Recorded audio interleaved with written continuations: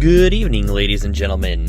It's Tuesday, December 30th, 2014. Thanks for watching another episode of Cardoodle. This is Jim. Last video of the year. Alright. As you can probably tell, I'm recording this on my brand new microphone. Thank you so much, Mom and Dad, for getting this for me for Christmas. I really appreciate it. I also want to thank Lawnmower70 for suggesting the Blue Yeti. Today what you're watching me doing is building a skeleton for a goldfish that I'll be putting in the next cartoon. This is actually a base for multiple characters that'll be included in it. Despite the fact that you're going to see one with a crown on, I promise you it's actually not a Fairly Odd Parents reference. Since there aren't going to be many moving parts in this model, it's going to be a fairly simple skeleton. 3 bones should actually do it. The 2 extra bones that are kind of floating in space above the fish are actually smart bones. These are going to be used to control other aspects of the character, specifically how the character turns. Now, a smart bone is a way to adjust multiple parts in a character at the same time. One of the things I think is cool about the use of smart bones is it can actually create almost the illusion of a 3D image, even though it's 2D. There will probably be a few other adjustments after this is done that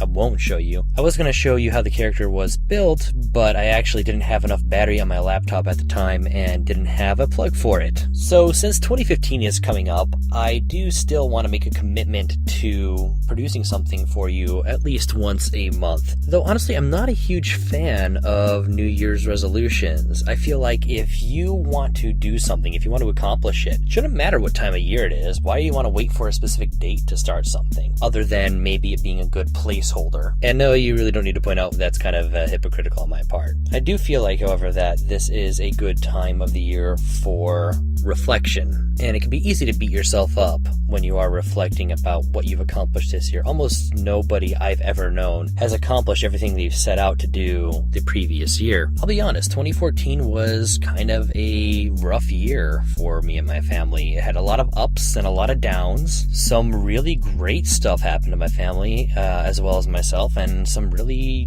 rotten stuff has happened to me and my family as well. Throughout almost my whole life, there have been various health problems that have plagued different members of my family, and 2014 marked a year where some of them got immensely better and some got worse and some kind of got just treated, and we just hope for the best later. I set out to create a cartoon every 2 weeks for a year. I got about halfway through with that. I think June was when I finally kind of broke down and had to release something about a week and a half late. I landed my first freelance project this year, which was exciting at first, but honestly kind of turned into a nightmare towards the end. It's pretty easy to get caught up in those negative things and those goals that we didn't accomplish in the past year. And truthfully, I find myself doing that myself sometimes. Now, if you're one of the 5 or 6 people or so who watch these blogs regularly, you know I like to talk about what I've learned from my different projects. But today I want to talk about what I've learned from the total experiences of this past year, or rather the past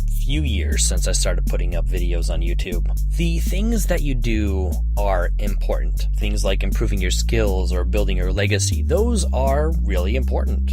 And you can drive yourself crazy comparing yourself to other people's accomplishments. But I think the only measurement of your skills or your character that really matters, the only way you can measure if you've done things right, is if you look back and see that you are a better professional and a better person than you were before. It's when you keep that in mind that you really start pushing yourself to accomplish things in your career and in your relationships. If you have something you've learned in the past year or a goal you've set yourself up for in the next year, please tell me about it. I'd love to have a conversation with you. As always, thank you so much for tuning in. Please like, share, comment, and subscribe. I really appreciate it. Thank you so much, and I hope you have a wonderful new year. I will see you all next week.